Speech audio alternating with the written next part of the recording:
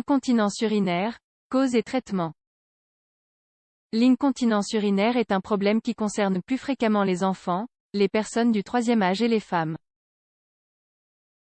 Nous vous invitons ici à découvrir quelles sont les causes de cette affection ainsi que les traitements possibles.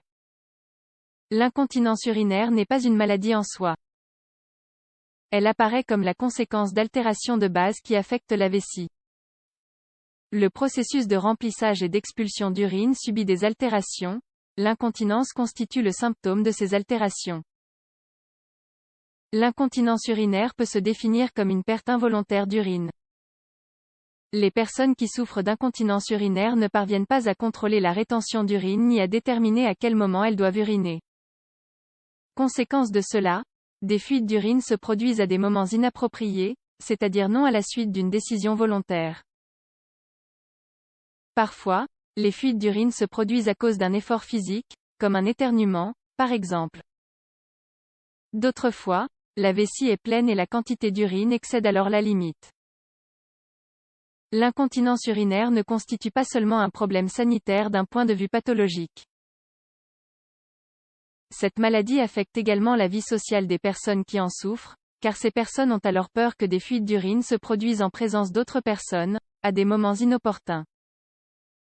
Les causes de l'incontinence urinaire transitoire. L'incontinence urinaire transitoire est celle qui ne se prolonge pas dans le temps.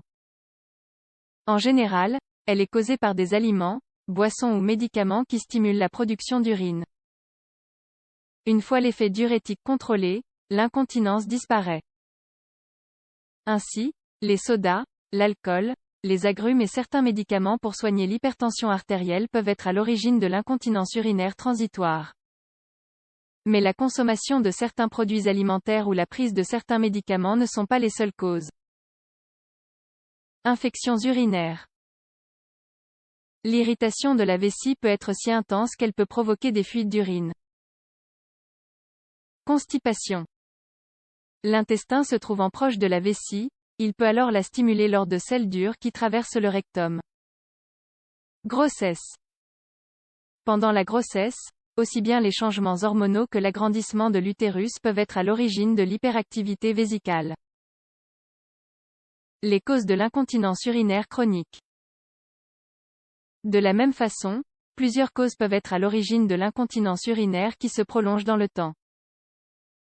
Le prolapsus, lorsque les muscles du périnée sont affaiblis, tel que cela peut être le cas chez une femme qui a vécu un accouchement compliqué ou qui a accouché plusieurs fois. La descente des organes pelviens peut être à l'origine de l'incontinence urinaire. L'âge, le vieillissement fragilise les muscles du corps, y compris ceux de la vessie. Par ailleurs, chez les femmes, la ménopause diminue la quantité d'œstrogène et détériore les tissus du système urinaire. Les chirurgies gynécologiques. La vessie est un organe qui se tient en place grâce à la présence d'autres organes, notamment grâce à la présence de l'utérus. Lorsqu'une femme est soumise à une chirurgie dans cette zone, elle peut être amenée à souffrir d'incontinence urinaire. Les problèmes de prostate. Chez les hommes, ce sont les problèmes de prostate qui sont le plus fréquemment à l'origine de l'incontinence urinaire. L'hyperplasie bénigne de la prostate, HBP, est l'un de ces problèmes. Le cancer de la prostate est un autre de ces problèmes. Les troubles neurologiques. Certains troubles du système nerveux peuvent exercer une influence sur les nerfs qui innervent la vessie et qui commandent l'acte d'uriner. D'un point de vue clinique, on parle de vessie neurologique ou de neurovessie. Cette affectation peut constituer un symptôme de la maladie de Parkinson ou encore de la sclérose en plaques, CEP. Les causes psychologiques. Les états de stress ou l'impossibilité de résoudre des situations problématiques de la vie quotidienne peuvent se manifester cliniquement par de l'incontinence urinaire. L'énurésie chez les enfants de moins de 6 ans est un exemple de cela. Le traitement non médicamenteux. Il n'est pas toujours nécessaire d'avoir recours à des médicaments pour soigner l'incontinence urinaire. L'une des principales recommandations consiste à réguler la consommation de liquide au cours de la journée. Cela ne veut pas nécessairement dire que vous devez diminuer la quantité de liquide consommée, mais que vous devez améliorer la distribution au cours de la journée afin d'éviter la formation rapide de grandes quantités d'urine et les fuites d'urine involontaires.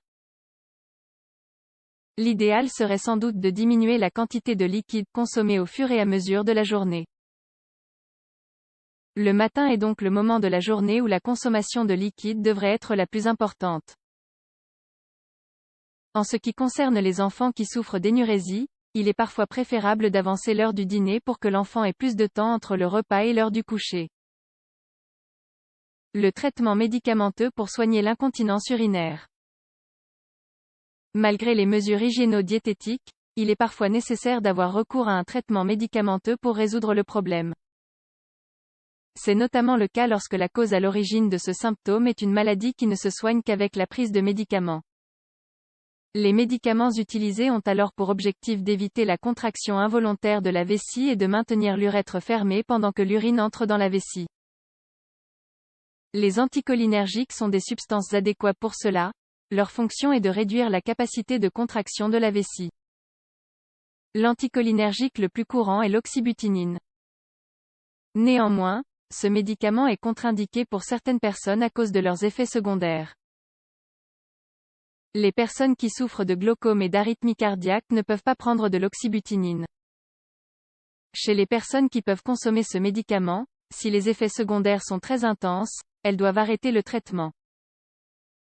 Lorsque les mesures hygiéno-diététiques ni le traitement médicamenteux donnent des résultats satisfaisants, la chirurgie est la dernière option.